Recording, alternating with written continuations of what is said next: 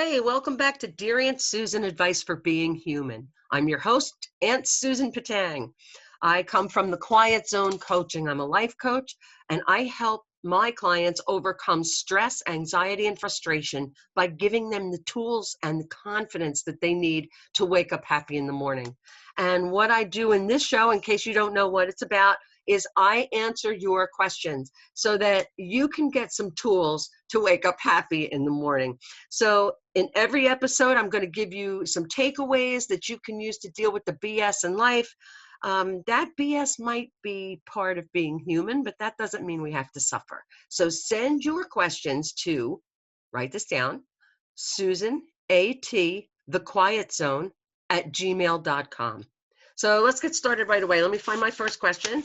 Hear my papers rustling? Okay, first question is asked by Sky Regan. How do people escape the feeling of being trapped by circumstance? Wow, that's a great question. We've probably all been there at one point of our lives or another, right?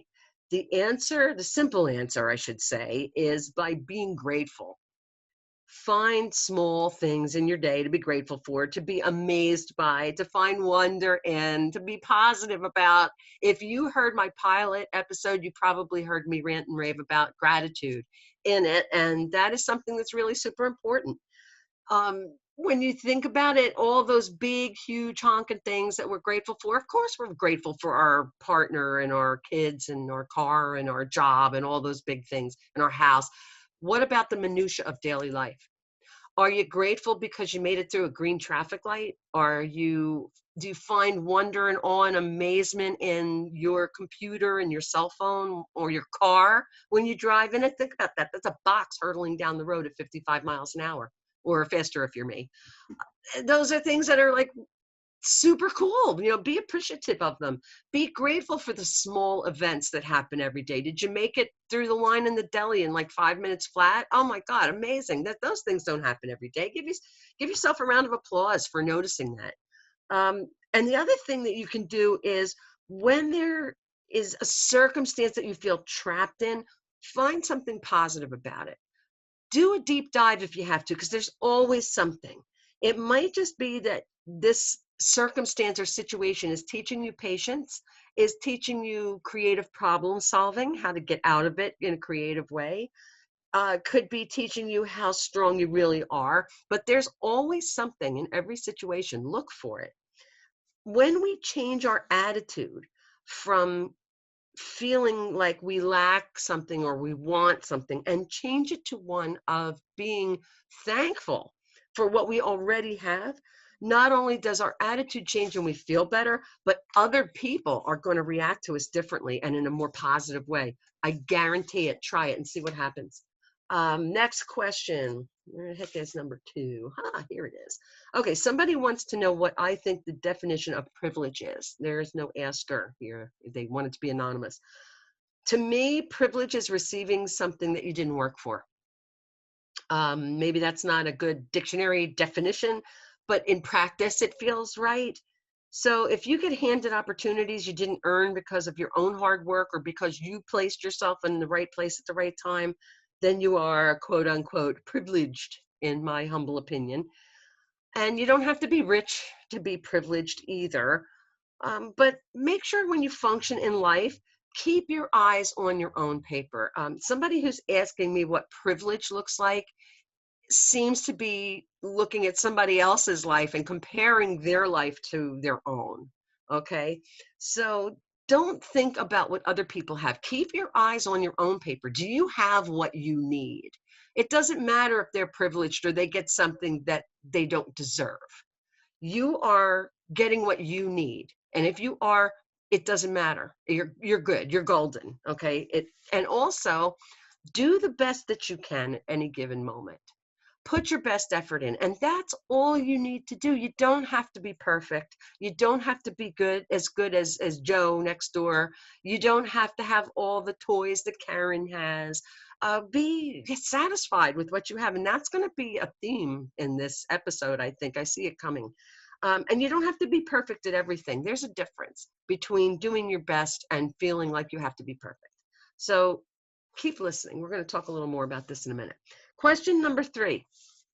Jerry asked me, what are some things that people should never do? And there are 5 of them, so I'm going to give them to you quick. Number 1, never treat others in a way that you wouldn't want to be treated. It's golden rule. Number 2, never treat others in a way that they don't want to be treated. So if somebody wants to be left alone, leave them alone. Number 3, never complain about something if you're not willing to be part of the solution or you're not willing to solve the problem. Be the change you want to see. People don't like to hear people who bitch and moan all the time. Oh, and I know that for a fact because somebody told me one time that all I did was complain and it freaked me out because I didn't realize I was doing it. So pay attention. When we constantly bitch and moan and cry, it's a victim mentality. And victims are manipulators. They are trying to get something from somebody else, whether it's pity or they're trying to get somebody else to do something for them or whatever it is. Do not be the victim. It's not nice. Okay. 4th thing, here we go. Never take for granted, here's that gratitude again, never take for granted all the small, amazing, wonderful things that happen. Stop to look at a plant, watch a bird sing, appreciate the tech that you use every day. Think about the things that you never notice. Be mindful, pay attention, okay? And be grateful for those things. And the last thing that you should never do, a human should never do, is to stop taking care of themselves. You can take care of everybody else, but you need to take care of yourself too. And the next question that I'm going to read here has more to say about that, so stay tuned. Michael asked me this question, what are 5 things to quit doing now if you want to be a better person? Wow. Okay. That's a great question. Okay. So here are the 5 things that you should, it goes right along with the last one. What are things you should never do? Well, what are 5 things that you shouldn't do if you want to be a better person? Here's another 5 things. I got 10 for you today. Okay. Number 1, stop feeling guilty and angry over stuff that happened in the past. It's gone. It's over. Done. You can't change it. Leave it there in the past where it belongs. Number 2, stop worrying about stuff that may or may not happen in the future. Okay. It's not here yet. The only time that's real is right now. Stay here. Okay. This also means constantly thinking about the next thing that you're going to do. Stop thinking about the next thing you're going to do and stay in this moment right now. Number 3, stop taking all things for granted. Okay. Whether it's big or small. All right, make it through the green light after there was no line in the deli. Amazing, wonderful, appreciate it. It was a small little thing, but who cares? It's wonderful. These are the gifts the universe gives us. They're little everyday miracles. Notice them, appreciate them. Here's that theme of gratitude again. Now, the last 2, what did I say about you? We're going to hear more about this. There are 2 more things that to be a better person. And this is going to be a little tricky, so bear with me. Stop constantly worrying about your own well-being without having regard for other people. Okay. Trust that you are going to know how to take care of yourself in times that you need to, and focus instead on taking care of others and their needs. Okay. Now, that doesn't mean you should let other people abuse you or walk all over you or take advantage of you. Okay. That's not the same thing. You will be taken care of because the only person on the planet who's going to do that is you. Okay. And that's important to do. However, when that's all we focus on, and a lot of times folks who have anxiety or lack of self-esteem, that's what they do, is they are so wrapped up in worrying about their own well-being because they're fearful and afraid, or they don't love themselves and they're so afraid of what's going to happen to them that they have to constantly focus on making themselves feel better. And I know because I was there, I suffer from anxiety, and it's not pretty. Okay. It doesn't feel good.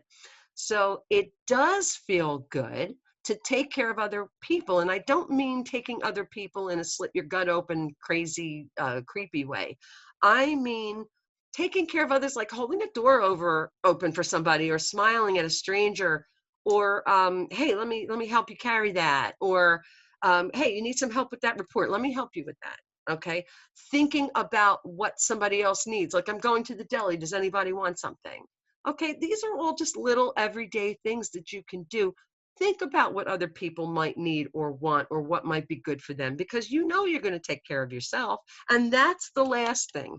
Stop constantly worrying about taking care of everybody else without taking care of yourself. You've got to help other people, but you also have to help you.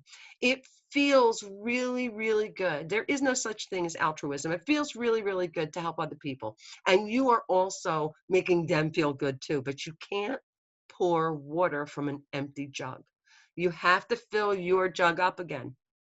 So block time off in your schedule, make the time to take care of yourself. And busy moms who work, I know because I've been there. I know what you do. You're constantly running around taking care of everybody else's needs. You need to make sure you schedule time in your day. I don't care if it's 10 minutes. Schedule that into your day and do it because it's important. That's something that you want to do. The last, oh no, this isn't the last question. This is just question number 5 from my listeners. How do I cope with failure? Okay, we all fail. Everybody fails. Everybody makes mistakes. It's part of being a human being. And failures are not failures. Get rid of that word from your vocabulary.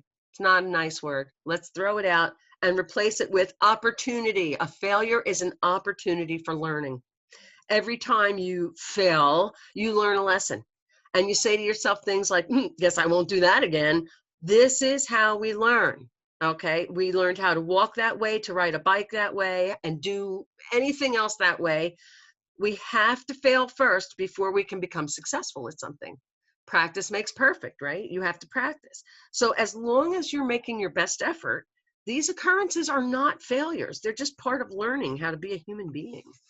Oh, yes. And another issue is to watch your mindset. Okay. How do you speak to yourself? Be solution oriented. So a failure is not a failure if you sit down and think about how you can solve the problem and fix it. Okay. Don't beat yourself over the head with the failures. Start saying things to yourself that sound like this. And I'm going to give you some examples. I made a mistake. What can I do to avoid this happening again?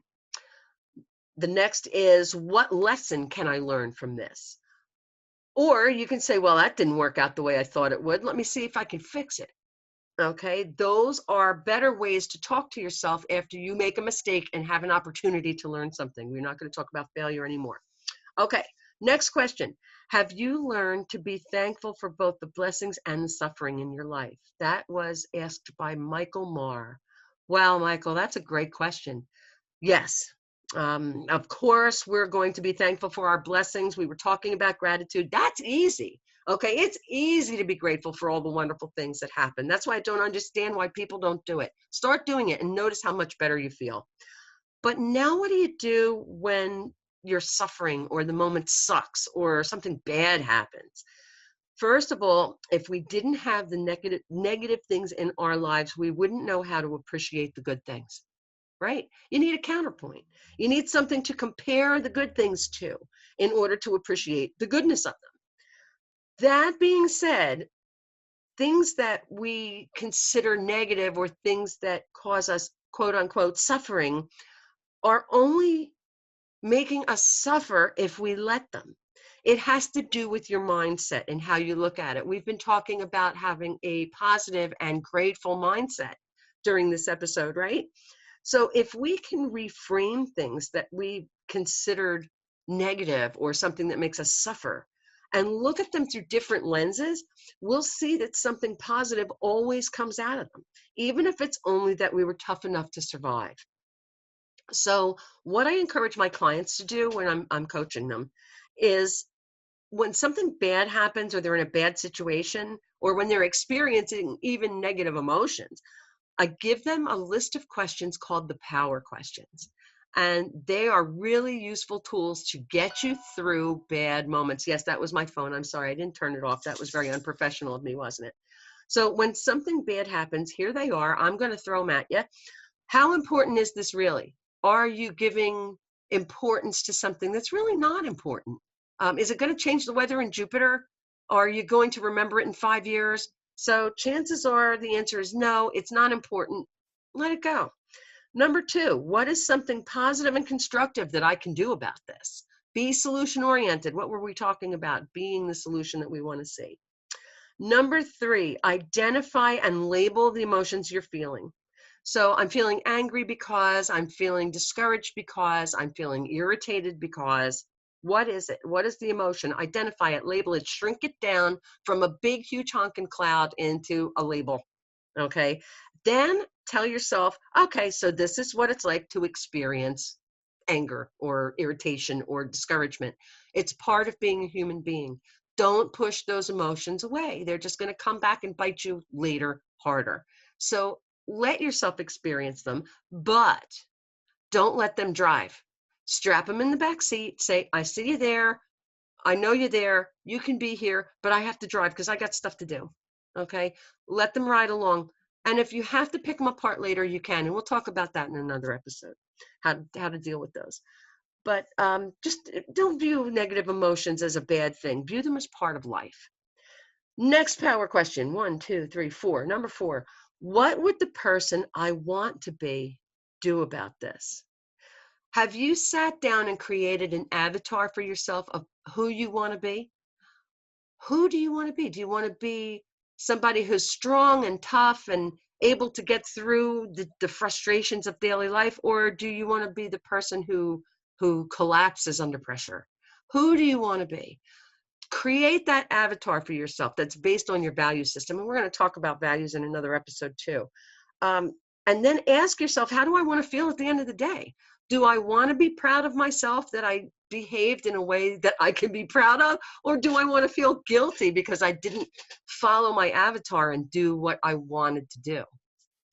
And here's your bonus question. What is the positive that comes from this negative? What lessons can I take from this? There is always something. As we were saying before, there's always something. You just have to look for it. And I challenge you to find it. And if you can't find it, you send me the situation. I'll find it for you because there's always something. Feel free. Send it to me. Susan A.T., thequietzone@gmail.com. I'll help you find it. Okay. Last question. What beliefs, attitudes, and values did I learn from my community? I guess that means another unknown anonymous asker. I'm going to say that this is probably something about how our beliefs, attitudes, and values are formed by our community and our environment. And I guess there's that nature versus nurture question that gets asked here. The community into which you're immersed, whether by choice or by force, what you're born into, that's going to influence a lot of your ideas and your values, isn't it? Because human beings are social animals and fitting in is important to us on a biological level. We have evolved to want to fit in and to follow the crowd and to absorb their ideas and values, the ones that are around us, because we want to get the resources on a biological level. This is where it comes from, so that we get the resources that we need to survive, right? Both emotionally and physically. But I challenge you to evaluate your core beliefs and your values and your attitudes. See what you truly believe. And we will have another, we're going to have some episodes on values, and we're going to have some episodes about self-esteem and building it and building confidence. But for now, evaluate those core beliefs. What do you think about life? How much are you being influenced by your community and by the people around you? We just talked in another question, we were talking about keeping your eyes on your own paper, right? When it came to privilege, keep your eyes on your own paper. And what do you really believe? What feels right to you? Have the courage to embrace the values and the beliefs and the attitudes that you as an individual feel are correct. And have the courage to accept the consequences of being different. So don't forget that. As much as I tell people to, follow your own dreams and follow your own heart, keep your eyes on your own paper. It doesn't matter what other people think, and it doesn't. But we do still have to function in society because we are all interconnected. We are It's like our actions are like dropping a pebble into a pond, and the ripples will go out into our network. Our network of connections to people and places and things are interconnected with other people's networks of their people and places and things. And it expands outward like a gigantic web. Okay. It goes up to the level of the universe, if you really want to think about it. I don't know if you've ever heard of the butterfly effect. A scientist came up with this analogy, and I think it's appropriate here. The butterfly effect refers to a butterfly flapping its wings in Brazil and causing, through a series of events that start with the flapping, they cause a hurricane in the Atlantic to form.